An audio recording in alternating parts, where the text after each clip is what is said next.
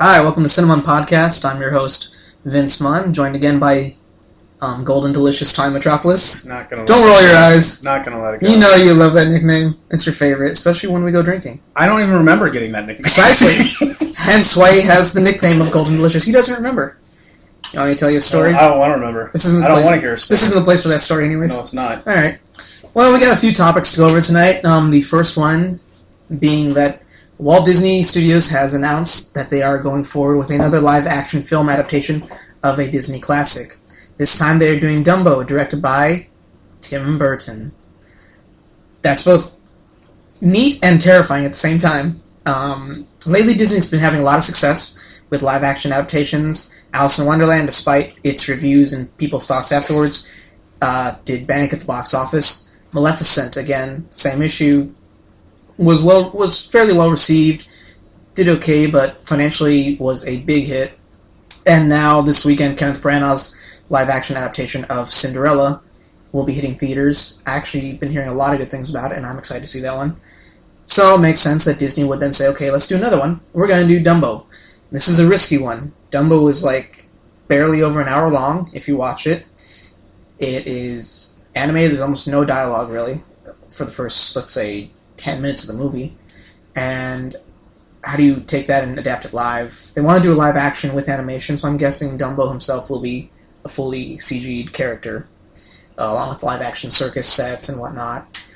The hard part of it to me is, I guess people will say the racial overtones. Dumbo is a product of its time. You can't deny that. I know nowadays everyone's very PC about their films and whatnot, what we say and what we don't do, and this shouldn't be this way. If you're going to reflect a time period, if it's set in that time period, you have to fully reflect it. You should. Yeah, but because that's honest.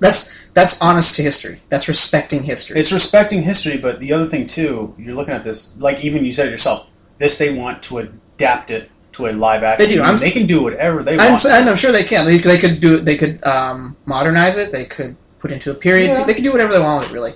But I think, knowing Disney, they haven't really modernized any of these retelling films. So I'm thinking they will probably keep it somewhat in its era. Obviously fairy tale is different. It has a certain aspect with it, but even Dumbo itself is a little bit of a fairy tale. While not the classic setting of fairy tale, it is very much it has a kind of fairy tale element, magical things, la-di-da, believing in this and that. It's a very emotional film, especially if you're a parent. Yeah, that's one thing I do recall. I mean, to tell you the truth, I've seen it once, but I remember it pretty well as far as the emotional. Oh, hey, man. Hey. Oh, it's so no. I'm not dogging you at all. I love Dumbo. I mean, if you don't cry when he goes to visit the mom in the jail, you are heartless. There's a lot of symbolism in there as well. Yeah. And my thing is, like you said, not much dialogue, a lot of metaphor, but it's kind of illustrated. I mean, it's not written out for you. It's not like the characters are spelling it out for you. No. You got to watch it, and that's one thing where I'm kind of like, do you really want to touch this film, make a live action? Disney's on that kind of bandwagon where like we're gonna make live adaptations of our classics and just kind of see how it goes. And like you've also said with Maleficent, it's like it's not. It just didn't have that feeling watching the classic because they also tweaked the perspective of it too. Exactly, yeah, they changed the perspective. Yeah, they changed the perspective, and I don't think that's going to be an issue though with Cinderella. I know they're doing Beauty and the Beast as well. Was announced with Emma Watson, and Luke Evans. We talked about that last week on our last show. If you want to hear that, feel free to check our last show. The other thing too is like I'm thinking about these current remakes, and I know it's a different company, but it's like Sony remaking Annie, and they completely. Yeah, that movie PC tanked, correctness on that. And it was just one of those things. Sony's a different story altogether. Yeah, obviously. But with Disney, I mean, they took Sleeping Beauty, right? And then they turned they did it in kind of Maleficent's eyes, and they made her the hero. More of a hero, so you don't that feel just destroyed it for bad for her. So she's not one of the Disney villains. Then what is she? Is she a Disney anti-villain or is she anti-hero? Like anti-hero? Yeah, it's one of these things that you've grown up for. Oh my gosh, X amount of years. You watch these films as a kid, and then you see the remake, and you're like, "Ah, screw it! I don't know shit anymore." It's like, yeah. And then the other thing too is I look for, as far as Disney classic movies, you know, you're talking about Cinderella, Sleeping Beauty, Snow White. Those had consistency. Now, when you're doing live action adaptations, especially with different directors, you know, you have different studios, kind of, you can say. Yeah, Disney's producing it, but those directors have different studios.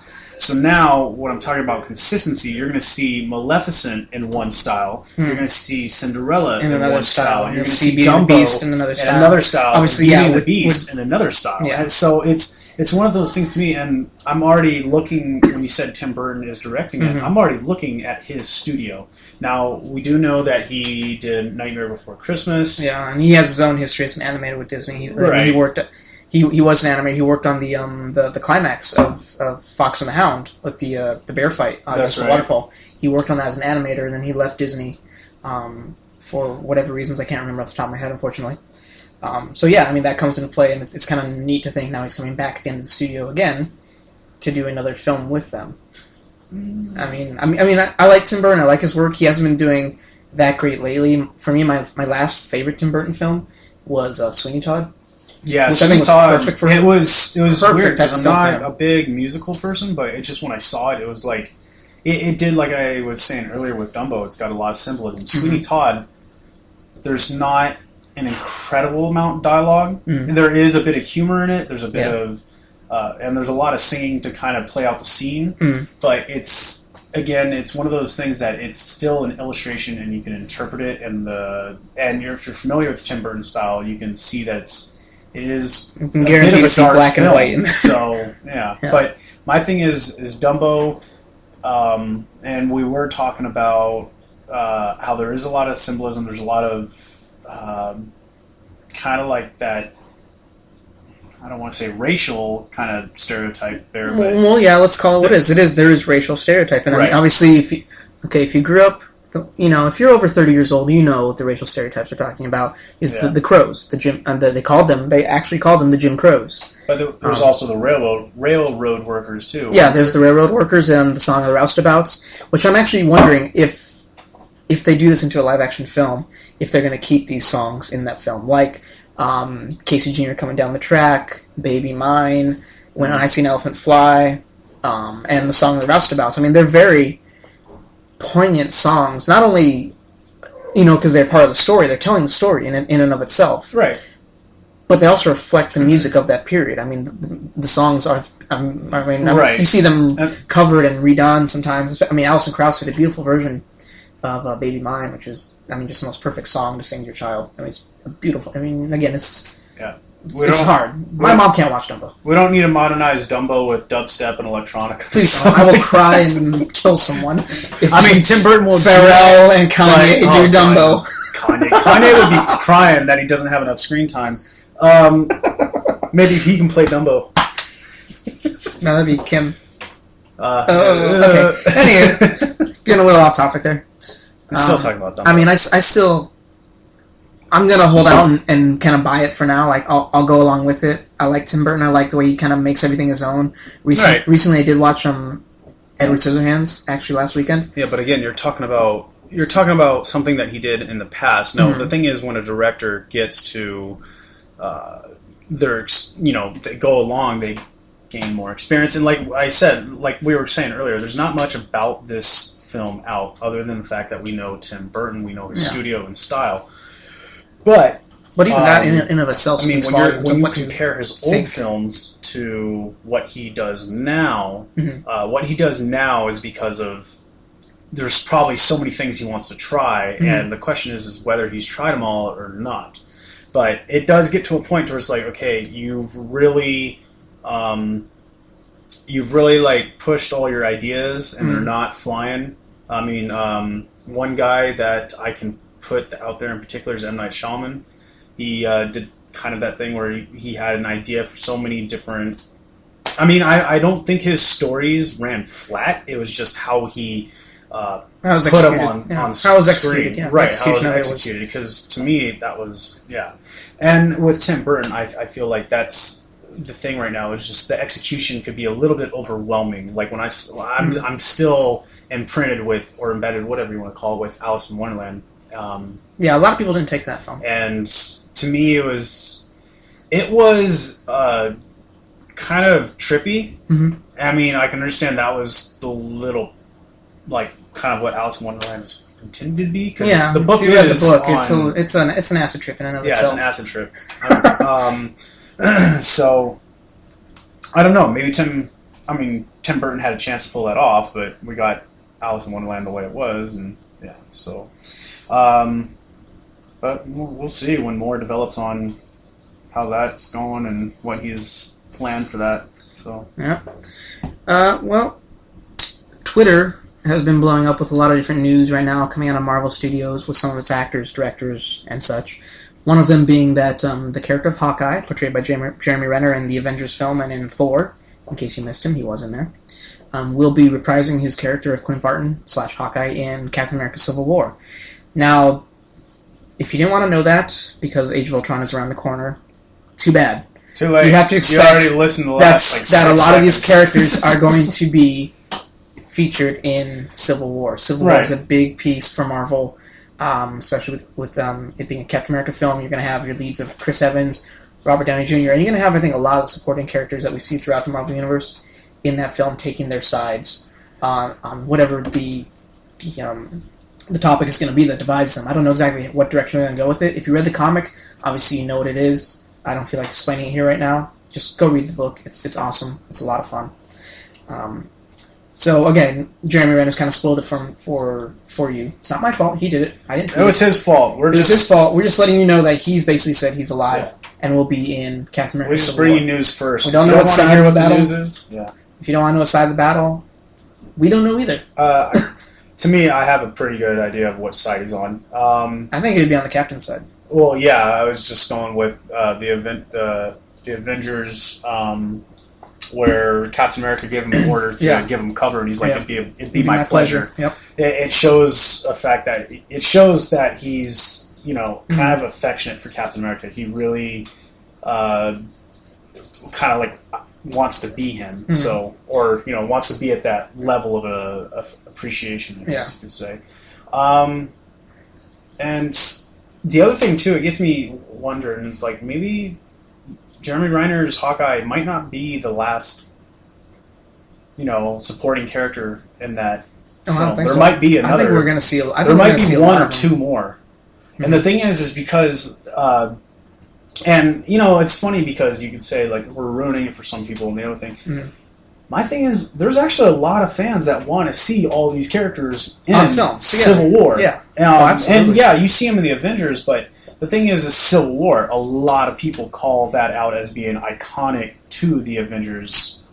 Yeah, I mean, you're basically taking this team, and, I mean, they've already got their own issues in and of itself, and you're going to split them down the middle because of one big topic, right? And they're all going to take their sides. And I'm kind of wondering, I'm thinking, because as you know, Marvel Studios is not only doing film, they're branching out to TV, they're branching out now to Netflix. Obviously, the other day we had a Daredevil trailer released for Netflix, so I'm wondering if they're going to bring those characters in, Daredevil, Jessica Jones, they're going to bring Agents of S.H.I.E.L.D. from ABC, if they're going to bring those characters in to this conflict as well. We'll see. I mean, we'll see. There is no confirmation or denial on either end of that happening. Mm-hmm. So, I would say, obviously, with something like Civil War that requires...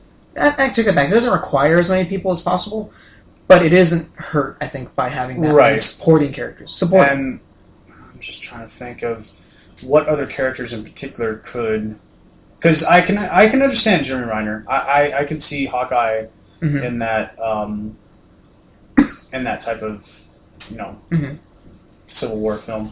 But I'll just, for now, I don't want to stress myself thinking about it too much, is just wait and kind of see what announcements are ahead for Civil War. And again, I don't want to be like overwhelmed, but at the same time, this Jeremy Renner kind of announcing Hawkeye is not that big of a surprise to me. I mean, it is kind of awesome that he's going to be in there, but the other thing too is fans have been playing for this for so long. Fans have been playing for Spider-Man for so long. Yeah. And it was Spider-Man's cameo is in Civil War, right? I believe he has been confirmed for Civil War that they will have him in there. I believe he has. Or during I don't know if it's going to be during the film, if it's going to be an after credits scene. Whatever they do with it is fine. For me personally, I don't want Spider-Man to become the focus of Civil War because he's not the focus of Civil War. Yeah, the conflict itself. I mean, the issue that they fight over, that's the focus of Civil War. That should be, and the positions they take on it. And Spider-Man was simply. In reading the book, Spider-Man was you, the reader. He went through both sides, so you got both perspectives properly as a reader, and you yourself choose. I don't want that happening in the film. I think they're going to go with the original plan, which at least seemed when they made the announcement of their slate of films at the El Cap Theater last year.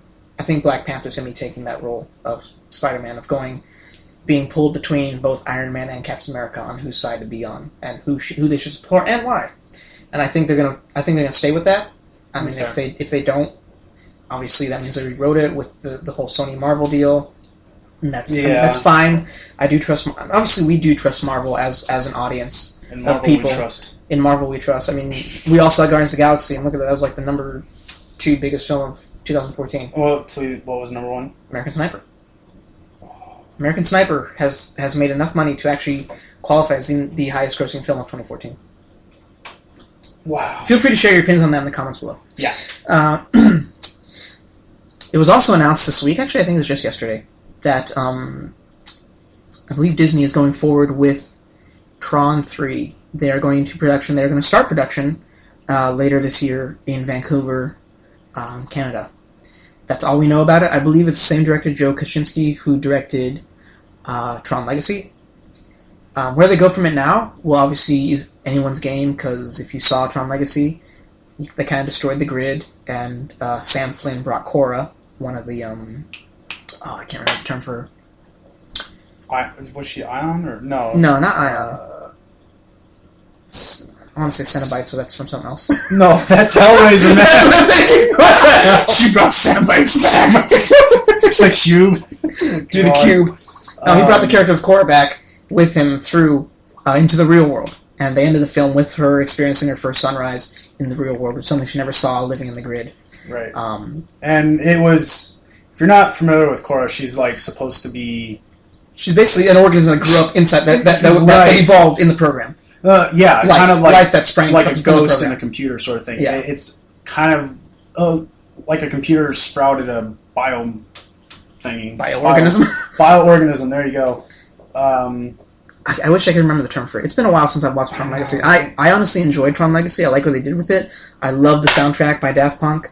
I love the way they did the lighting, the mood, everything about it was wonderful. It's a movie worth seeing in 3D. It's the only movie I can say within the last 5 years that I enjoyed seeing in 3D. Yeah, it's because it was designed for it. It was fully designed for it. But many films are a bit designed, or at least they claim they're designed. They claim that. I saw Winter Soldier in 3D. That was okay. I love Winter Soldier. She is an ISO. It's ISO. That's the term. That's what I said earlier. No, you said something else. Ion. You said Ion. Damn it. Well done. I was close. This is why you're called Golden Delicious. It started with an I, and it was 3 letters. I was the closest out of either of us. Okay, that means what to me? It means a lot to me. Really? Anyway. That's like saying we both threw basketball that was aimed for the hoop. Yeah, but whether it went in or not, then yours didn't go in. You bounced off the rim. No, I hit nothing, but you bounced off the rim. Either way, we both missed the shot. We're gonna use sports analogies. Well, I do kind of have a. What do you think about them doing Tron 3? I'm not sure. It does need a bit of closure. As you detailed, it's like what happened to the grid and what happened. But at the same time, though, what you do not see, and please do not say we spoiled the movie for you, because we have no idea what the movie is. Yeah, you hear us talk about Tron 3. That's kind of a hint of saying watch Tron Legacy. And watch Tron Legacy. There you go. Or at least actually, I hate Wikipedia. Don't Wikipedia. At least go watch a trailer. Come on. Watch it. But Tron 3, it's one of those things that after seeing the ending of Legacy, it definitely needs closure. But the other thing too is you don't know exactly what direction. They can kind of go in any direction. Yeah. Well, we don't know if I think what Flynn destroyed the whole grid. No, I think he did destroy the whole grid, but I think it was all the data of what it was. Right. Was still saving the chip that Sam took with him at the end. Exactly. And the other thing too is that you do see, I said no whatever spoilers, but Tron reverts back and he becomes, fighting for the users again. And that's one of those things. It's like you want to see what happens next. So, like I was saying with closure and all that, there's a bit of elements or a few elements there that just they could definitely go on with Tron 3 where the grid may be like we were talking about Korra being an ion. The grid ISO. That was all you. That was all you. Whatever. I'm done and over with. But anyway, that's what you get for eating. So it's one of those things that he could have the grid, the data about the grid on that USB flash drive, and the grid may be rebuilding itself while he has it on the flash drive. So it's like as soon as he plugs it into a computer, it can try to replicate itself and then the regrow whole thing, again. Yeah. So it's just, and that's a wild theory. This is just wild. At the same time, we're speculating. It's all speculation. If you kind of watch Tron Legacy, at least you kind of get a perspective of where what I'm looking at as far as the ISOs being the ghost or the bio structure of kind of the grid. And you don't necessarily see the entire grid destroyed. That's what I mean by closure. Is like they don't actually have like an overview of the whole grid, and you see nothing. Yeah. So there's still that. But anywho, I'm excited for it. I enjoy Tron. When I first saw it, I saw it on Wonderful World of Disney when they used to be on TV. That's the first time I saw Tron, and then I saw Tron Legacy in theaters. I loved it. I saw it a couple times actually. In 3D. Again, it's designed for 3D, which I love. I just want to see light cycle battle again. That's all I want. Yeah. I mean, I want a light cycle battle, and just please try to find some way to bring Jeff Bridges back again, because he is. That was another thing. He that and Bruce Boxleitner are like the hearts of that film. Right. Biggest supporters of that movie. The other thing too is, and again, this could be wishful thinking, but if they could get Daft Punk back, I don't know why people complained about the Tron Legacy album. Honestly like the ambiance and everything you feel. Daft Punk captured it. Yes. You don't have to be a fan of Daft Punk. If you are familiar with listening to motion picture soundtracks, you listen to Tron, and it's got that. It's got that bit of epicness to it. It's got like that, yeah, and it feels like something you would hear in that world, right?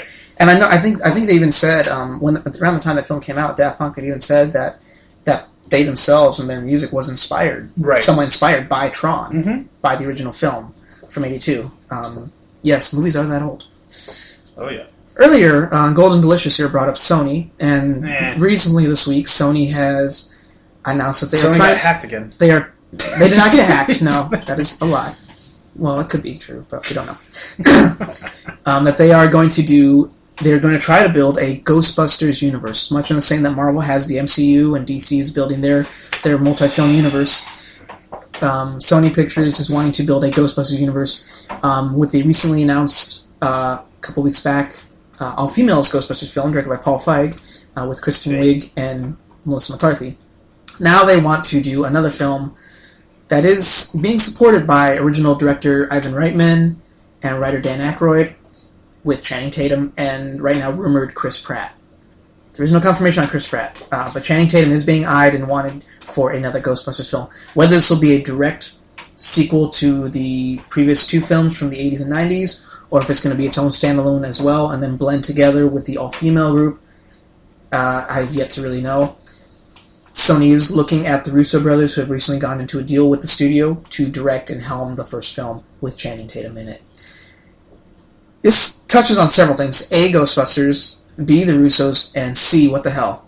Exactly. The first speculation was that when the Russos had signed on to Sony Pictures, that they would be potentially working on Spider-Man, since Spider-Man is now being shared between Sony and Marvel, and the Russos have an amazing track record with Captain America: Winter Soldier being a hit film. B, what the hell. Not everything needs a shared universe. No, and to me it's the Ghostbusters right now is a bandwagon, and which is why they're setting themselves up for failure. I don't care what directors are tied to it. I mean, look, directors can make the first film great, but that doesn't always mean the follow-ups are going to be just as great. Yeah. Because the thing is, this is where when it comes to consistency and things like that, I tend to have a little bit of a picky kind of mindset because, I mean, you look at J.J. Abrams did the remake of Star Trek 1 and Star Trek Into Darkness. Now, the different directors are going to be picking up. We don't know what his style is, but we did also previously discuss on a previous podcast that Simon Pegg is helping writing the script, so there's a bit of so that hope can help there. too. But I'm just trying to think. What well, the movies... nice thing you're hearing, the only good thing I'm liking about the potential Channing Tatum film is that Ivan Reitman, who did direct the first 2 Ghostbusters films, and Dan Aykroyd are both behind it. Now, we don't know if that's a good thing or bad. That could be a good thing or a bad thing. Dan Aykroyd has been talking about a Ghostbusters sequel for 15 years now. Yeah. We all have. We've been waiting and waiting and waiting. Nothing's happened. And some of us have just finally jumped ship. And, if we don't get it, that's fine. We'll live. We had the video game, which was essentially, to me, a nice third act to that film. And should have just finished. They should have just ended it there. It should have ended at 2. Could have. Well, or it should have ended at 1, actually. On the other side of the coin, I can see what they're doing with wanting to do a multiverse. Because the original pitch for Ghostbusters that was done by Aykroyd and Ramis was that instead of it being the way the film was, where it was 3 guys going into business for themselves, that it was supposed to be a large thing of, like, different guys at different firehouses. Kind of like police or firemen. They're all over a county. They all have different things. They all deal with different situations on a day-to-day basis. And that even some of it was going to be like space travel or time travel. There you go. So I'm wondering if they want to go down that road. We spoke about that, about the whole, like, galactic stuff. But the other thing, too, is the name Ghostbusters already has the mark of, the classic. when you think of Ghostbusters, you think of Bill Murray, Dan Aykroyd, Harold Ramis, right, Harold Annie Ramis. Potts, Rick Moranis. You think of, if you go up to anyone, show them the No Ghost logo, or you say Ghostbusters to them, you talk to them about Ghostbusters, that's what pops in their head. They're not going to be like, that's not like, that's the new one, Channing Tatum and Kristen Wiig and Melissa McCarthy, right? Right. Unless you're born within the last 5 years. Yeah. Then that's on you. And my thing is right now is Channing Tatum is... I saw Jupiter Ascending. Channing Tatum was very... he was... I don't know if girls want to call him eye candy, but if that's what you want to depict him as, that's basically you're saying he's not an actor, just that he looks pretty on the screen, that he's Matthew McConaughey like 2.2. So but McConaughey reinvented himself and won an Oscar. He did we're in the middle of the McConaughey. But his performance in Jupiter Ascending was very mediocre and just bland. Which is unfortunate because his performance in Foxcatcher was phenomenal. Well, I can understand, and that's kind of. But I also see that as. But Jupiter Ascending was filmed, I think, long before Foxcatcher. But that also tells you one thing about his span of like what he can and cannot do. I mean, he's done G.I. Joe, where he's kind of like funny, witty, but he plays like the dumb, funny, witty sort of thing. And Foxcatcher, he was, pulling a drama. He was, and but the nice thing about Foxcatcher, what it showed, is that he can pull a drama. I mean, I really didn't believe in the guy from Step Up to what you just mentioned, G.I. Joe. Yeah, G.I. Joe. I mean, I thought he was okay in that. To Magic Mike, he got a little better. And he's a guy who has consistently gotten better from film to film. 22 Jump Street, hilarious. Yeah. And I bought it. And now Foxcatcher, I like. If you've seen the movie 10 Years with him and Rosario Dawson, I buy it. I mean, he's really grown as an actor. He's put in the work to become a better actor. Yeah. And I think the unfortunate thing about Jupiter Ascending is that it was filmed so long ago because it was delayed on its own release. That's right. That I think that was made before... He really got or even during the process of him really making himself a better actor. That would make sense why it seemed a bit... I don't want to say outdated. It seemed like it wasn't... I don't know. It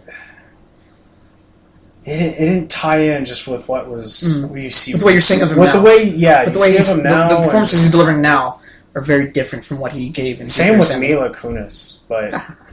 that movie too. It just gave me a bit of a sour taste. A perspective of her, and it's like don't want to have to do that to actors, but you know what? It's it's being honest. I mean, actually, we had who was the film critic here in San Diego? We had an interview Jerry Jacquin, the movie maven. Yes, and one thing she mentioned is like whenever you're reviewing or talking about a movie, restaurant, video game, whatever it might be that you are passionate about, be honest. I've gotten to so many debates about people or with people that we talk about a movie that just came out and they'll be like, yeah, it's the best movie ever.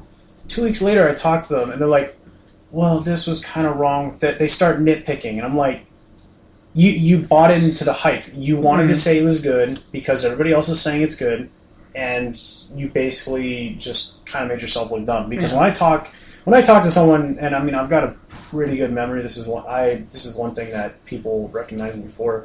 But when they talk to me and we have the same conversation, I'll be like, you changed your perspective before. You said this was the best film of 2013, 2014. Now you're saying it was okay. I think part of it is buying into the hype, and part of it is when we go into a film, we have so much hope and excitement for it. Right. I mean, stepping back, they say, I mean, look at you what's say. It called? What, stepping back, reminiscing? No. Hindsight's 2020. Hindsight's 2020. I mean, I have an Avengers poster right now on the wall in my living room. I can look at the Avengers and still say I love that movie. But if I really sit down and watch it, I can point out stuff left and right that is wrong, that's inconsistent, that that really you can say it's an okay film. Right. But part of what made it so good was the spectacle. And if you combine the spectacle, if you can suspend disbelief. If a movie can make you suspend disbelief for that time, you're going to enjoy it more. Which is why Jurassic Park was such a big... Yeah. To me, Jurassic Park was a big one. But they also did their homework on that film. They really did their homework. Yeah. And kind of going back to Ghostbusters here, it's just, I feel like the universe is trying to take something... And again, I mean, you're looking at this and remember, the Ghostbusters was based in New York. Mm-hmm. Well, what about the West Coast? What about Japan? What about Europe? Midwest? What about England? What about China? Africa? Yeah. I mean, there's so many things they can do with this, but at the same time, too, that's, it's, I think, a little bit too jumping a little ahead of themselves. I mean, again, this is Sony Pictures kind of based in, U.S. and stuff like that, but there was something that I was kind of looking at Sony Pictures Entertainment's track record. Their movies gross more overseas than they do domestically. Yeah. To me, that tells me their films are more appreciated outside of the United States. Now, so this whole universe thing, maybe it'll work, but at the same time, I feel like it's going to be convoluting something that's very, very simple and something that not just our generation, but the generation before us, and possibly the generation before them, hold very dear. I really think to re-image Ghostbusters, it's way too early. The image is way too fresh. I don't think it's too early. I'm fine with remakes. I don't care about remakes because I still have the original film. Reboot. Reboot. Reboot's a different thing. A remake is I'm gonna take Ghostbusters and I'm gonna remake it from the same basic script and remake that film. A reboot is where I take the same idea, bunch of guys who hunt ghosts. That's my idea. I'm gonna take it and make it something else. That's a reboot. That's the one thing people have to learn phrasing. When I say remake and when I say reboot. Right. I don't care about a remake. Remake it. Go ahead. I still have the original film. Reboot? Not necessarily. Please don't reboot it. I mean... What about the all-female version? That's a reboot. That's a reboot. That is a reboot. That is a reboot. And if they're going to do a universe, they're going to build off of that. Yeah. Yeah, they are going to build off... Well, they're wanting to build off that. Right. So that in and of itself becomes a conflict, because now you're going to try to take the original film, which is its own separate thing, and try to blend it together, I think, or at least the original ideas and stories and the history of it. These guys did their first case at the Cedric Hotel. Maybe they're going to reference that.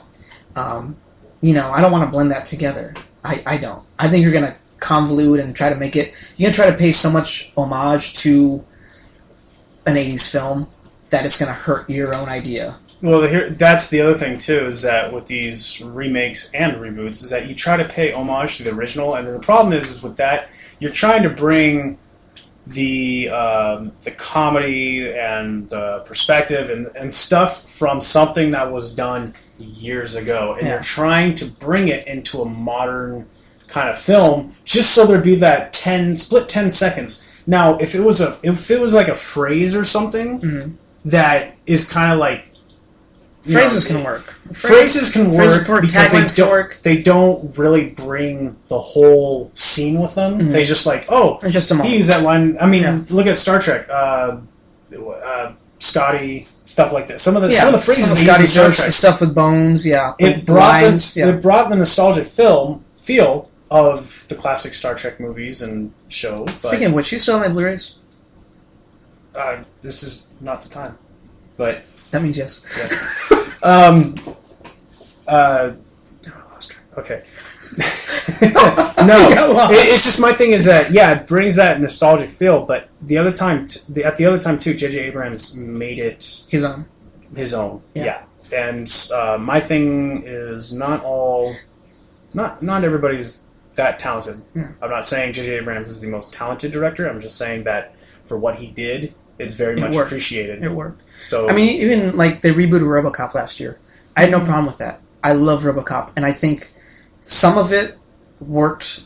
I think some of it worked better than the original film, particularly the suit. The way, I mean, you bought the technology because we live in that era now, where we can do a lot more stuff with prosthetics, with replacing limbs on be it cancer patients, be it veterans. Right. I think you already buy into that because you've seen it in your modern day and age. And obviously, RoboCop they took it a little bit further. But it makes it slightly more believable. And they paid homage to the original film in lines, in certain designs, and things like that, but they still made it their own thing. And that, unfortunately, is what reflected in its box office. It didn't do that good, obviously. Yeah. And not a lot of people were fans of it. But the more people I meet who have said they watched it have said it's not as bad as I thought it would be. To me, it was fine. There's a couple things I have to question about it. For me, it's just one line delivery that died. No, yeah, I was going to say, I know that line. That line that you adore, and you're like, I want to see it just for that line. And I remember watching the trailer for it. And they did and then I saw it in the movie, and I was like, and they just tripped over it, and I was so mad. But all in all, I still enjoyed the RoboCop reboot. And so, I mean, that in and of itself can say that, maybe we will enjoy this Ghostbusters reboot. Maybe it's not the bad thing that we're thinking it is. No, and again, there's not much out of it. A lot of people are going to be saying, it's like, you don't know much about Ghostbusters. Look, you're defending it, but at the same time, what are you defending? Are you defending what it is now, or what it is? We have a base cast, we have a director, and we have a plot summary. Right. That's all we have. Because it's all we have really to go on about this reboot and where they want to go with it. And the thing is, when you look at remakes and stuff like that, you have to you question which one do you like better, what it was or what it is now. Yeah. And right now, there's not a lot of people. I don't think there's a lot of franchises that have rebooted, and a lot of people say they like it what it is now. Yeah, there's not. I still believe there are certain franchises and certain films that can benefit from a reboot, from a remake, from an update. Let's call it an update. Yeah. For me, one that, please Disney Studios, please pay attention to this, The Rocketeer. I love The Rocketeer. Yeah. It's a great little action film. It's set in its own period during World War II. You have great historical references like Howard Hughes, the Hercules plane that he was working on, and they did it perfectly. The Rocketeer, to me, as far as effects goes, could use a good update, a touch-up on that. And I think it would benefit it. I think it would make it even more believable. And we buy Iron Man, it's on the border of being the same thing. Hell, Iron Man was inspired by Howard Hughes. That's the inspiration for Tony Stark. So, I think a film like The Rocketeer is one that can benefit from a reboot or a remake or an update. Yeah. There are films out there, but it's one of those things where you just... Please don't ever cry, you've ruined my childhood, you're hurt, you destroyed my childhood, Michael Bay destroyed my childhood. Your childhood was not destroyed. You know why? Because you had your childhood. Right. You still have the base cartoons that it was based off of, the toys that it was based off of. You still have your memory of seeing that film. Toys. I thought you said toys. I did not say toyses. I'm going to rewind this and see if it says toyses. It's all down golden delicious. All right. We're going to move on to our last topic now because we're talking about toyses. That sounded very like Chicago's 1930. Toyses. Chicago. Yeah, see? James Gunn had done a Q&A on Facebook and Twitter this last week. And someone had asked him about Guardians of the Galaxy 2, what characters would be in there, if Ms. Marvel would be in there. He said no. And someone also posed the question, will you be at Comic-Con? He had tweeted out that Marvel Studios would not be attending Comic-Con this year, so he most likely wouldn't be either. I have not heard any news from the studio itself, from Kevin Feige, from anyone else, from Lou D'Esposito, or anyone else saying that they are not going to be attending Comic-Con. A lot of people, Facebook, social media blew up with, oh my god, Marvel Studios isn't going to be at Comic-Con. What's going to happen to Comic-Con? Oh my god, how can they not be there? Blah, blah, blah, blah. Relax. I honestly believe that Marvel will be there. I think it's too early for them to announce what they're going to do. Well, just the other thing, too, when they make announcements, sometimes so many people speculate about what they want to see, what they want them to announce. They're going to announce this at Comic-Con. And then the problem is, if they don't announce it, people are like, oh, I was let down, he said this earlier, and he was kind of hinting this, and now I go to Comic-Con to attend the panel I've waited 18 freaking hours for, and they get kind of a letdown. So the thing is, kind of just saying we're not going to be there, it brings even more hype if they are there. Yeah. Now, does it mean they're going to be there? Not necessarily. And also, I'm sorry to interrupt you. No, go ahead. Your thoughts. No, I was just going to say Marvel is a bit of a foundation. Yeah, for Comic-Con, which is why, I do not buy into the fact that they're not going to show. And also, right now, James Gunn, I know, is working on Guardians of the Galaxy 2. That movie's not slated to release till 2017. That's 2 years away. So why would he be at Comic-Con anyways? Why would Marvel have him there, or have anything for Guardians 2 at Comic-Con 2015 when it's 2 years away from his next film coming out with them? If they do go, which I still believe in my heart of hearts, I still believe that they will be there at Comic-Con, and if they will, I think they're going to talk about Ant-Man, because that's going to come out 10 days later. Yeah. Comic-Con's that first weekend of July? Yes, first weekend. Yeah, it's the first weekend of July. Ant-Man is slated to come out July 17th. That's about 2 weeks later. Yeah. Because that's the release date for Ant-Man, because it's right on my birthday. Second weekend. Whatever. 2 weeks after Comic-Con. Okay, we'll go with that. So, why would they not be there to maybe do their premiere there? Maybe. Well, I'm sure they'll probably actually do it up in LA at the Disney Theater. Why wouldn't they take advantage of that? But I would think that they would have something there for Ant-Man. I would think they're going to talk about Captain America Civil War, and I think they would talk about Doctor Strange, because Doctor Strange was released in 2016 in November. So again, why would they not be there at Comic-Con to take advantage of that? Comic-Con is your biggest crowd. Hall H. So 6,500 people. That's a lot of friggin' people. I haven't been in there since 2009.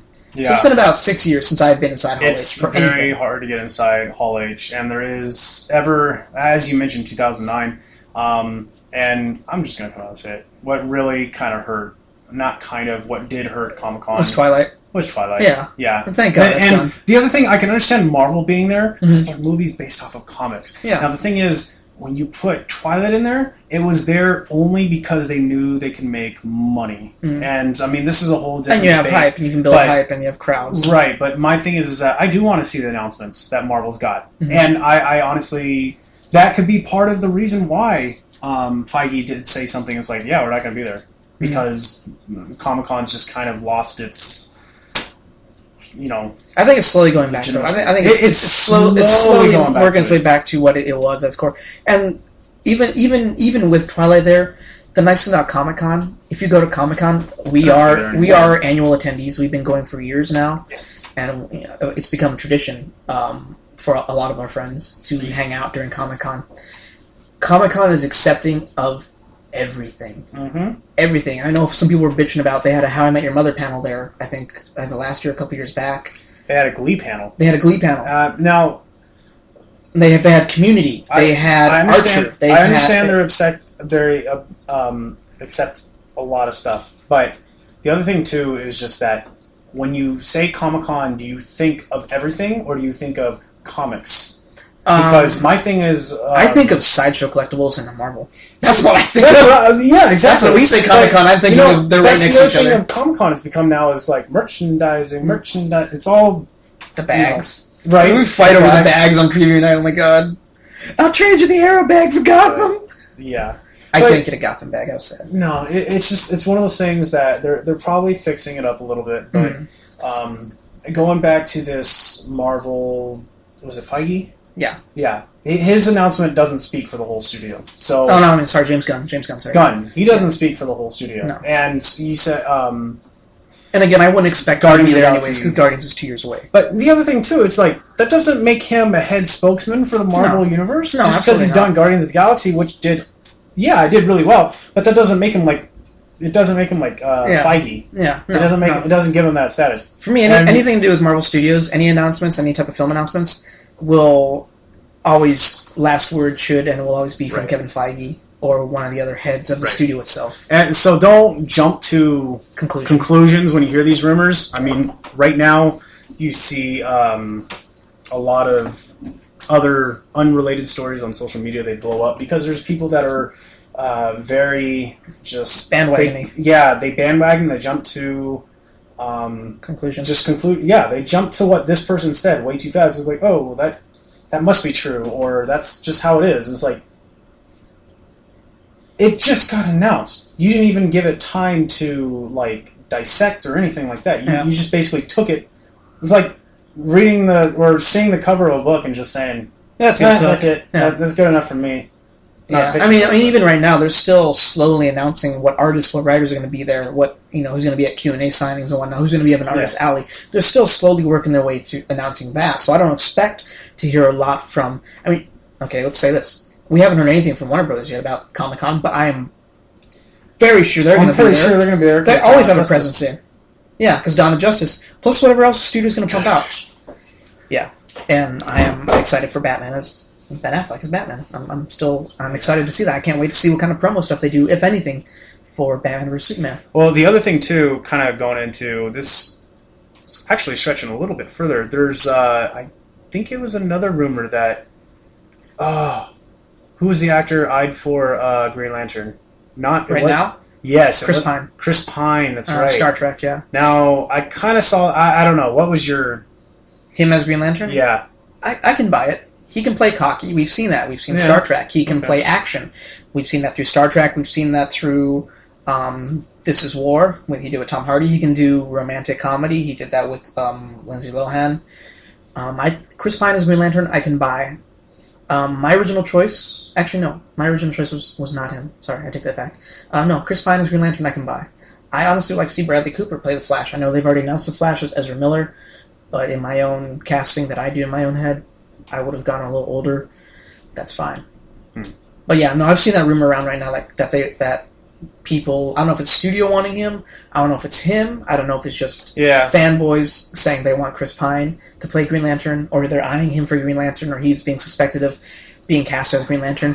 I can see it. I would buy it. If he did that, I wouldn't mind. This is one of those things we're talking about, but again, it's still unconfirmed. You see... The reason why I'm kind of talking about this, too, is because you see... different websites like Hollywood Reporter. If I see it out of Variety, if I see it out of Hollywood Reporter, I will take it as base knowledge. But the other thing too is those web pages. I think those media sites kind of use it as a little bit of a legitimacy sort of thing. Like when their fans or their readers read it, they're like, "Oh, it has to be true." So then, I trust them. I mean, as an institution itself of Hollywood, almost as old as Hollywood itself, especially Hollywood Reporter. I will trust more than I will MoviePilot.com or even CBM.com. A lot of times they're good, sometimes they're not. So I'm very Superhero Hype, ComingSoon.net. I trust them. Dark Horizons, I trust them because I know their sources. They've been around long enough. Their sources are as accurate as can be. Their writers are as honest as can be. So, getting new. Obviously, the nice thing about Twitter. The nice thing about social media nowadays is you can get it from that person. Obviously, the initial announcement we were talking about came from James Gunn. But again, that doesn't mean anything. He's not the head of the studio. Right. And they could have plans that they haven't told anyone. They might have not told Joss Whedon. They might not have told the Russo brothers. They might not have told anyone what they're going to do for Comic-Con. So I'm not going to write off that they are going to not be at Comic-Con this year. This is an announcement in March, and Comic-Con's still... like 4 months away. Almost 4 months away, yeah. So just less. It's already just less than 4 months. Just under that radar. The heck, didn't we just get into the new year? What the heck, man? I know, right? Jeez, I still gotta do my costume. You have fun with that. Yeah, I know. Yeah, occasionally you dress up, so look for us. We are hoping to support some CineMunn podcast stuff, so you can find us at Comic-Con. Hopefully, if you are a listener, we appreciate it. We greatly appreciate you listeners. Please feel free to share us. And if you haven't subscribed to our page, please do so. We love you. We love your support. And we want to keep doing what we're doing. Yeah. That is our podcast for the night. Sorry? No, I was just saying, it's like we go on about this all the time, and there's a lot of kind of things that we read up on. It's just, it's up for speculation. Some of it's up for speculation, but some of it is like, hey, we try to bring you the most honest news possible. We're a bit passionate when we talk about this, and it's... A bit, you think? A bit. And it's like saying an elephant's a little heavy. Yeah. No, they are. Wow. Okay. Anywho. Alright. Again, that is our podcast for the night. If you did like this video, please let us know by clicking the like button and subscribing to our page. Leave comments, questions in the comment section below. We'd love to hear from you. Share us with your friends. Please. We have 14 subscribers. We'd love to double that number. And just let us know. I mean, we're excited to hear from you. If you have any takes, comments, thoughts, ideas, what would you like to hear on the show? Yeah. I know our original pitch when we started was very different from what we're doing now. If you want us to go back to that format, let us know. If you like what we're doing now, let us know. Yes, Benjamin Briggs is not here with us again. He's actually working on a film right now. We should be having him back very soon. I can't wait to have him back again because I miss that Aussie accent. Vince Munn, again with Golden Delicious Time Metropolis. Thanks again. Don't shake your head. You know you love that name. Don't shake your head. You love it. You're the one repeating it all the time. This has been our podcast. Have a good night.